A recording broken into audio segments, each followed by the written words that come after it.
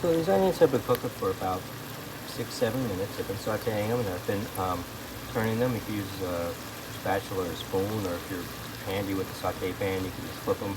They just turn around. The important thing is just to make sure they cook evenly. At this point, they're pretty well translucent, as you can see. They're softened up a lot. I tasted them. The butter flavor and salt is great. For this particular recipe, I'm not using pepper because the people that I'm cooking for don't like pepper. But for most people, you put in a couple grams of pepper as well. Now, it's time to add a fortified wine. There's many choices. Sherry, use Marsala, you can use vermouth. I am going to be using a Marsala.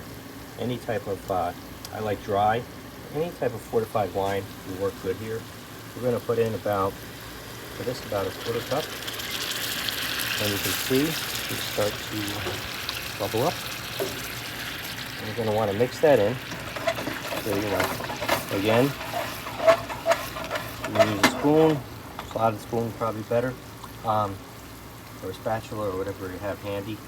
Or you can just give it a stir. And the next thing that I'm going to put in, while these Italian onions are already pretty sweet on their own, what we're going to add is a little bit of Beehouse honey. It's raw honey. This is the Champagne Wildflower type from Beehouse.com. And we're going to add just about a teaspoon or two. And what that's going to do is just going to bring it up the sweetness just a little bit to offset some of the dry wine. And what it's going to do too is help with the glaze to make the glaze stick more to these onions when they're done. The sugar content will help to make that a little bit more sticky.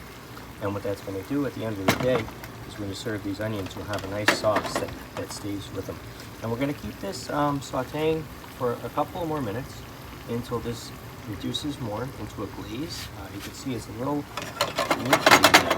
And we want to have these continue to cook until this reduces a bit into a glaze, and then they'll be ready to serve, and it will taste wonderful.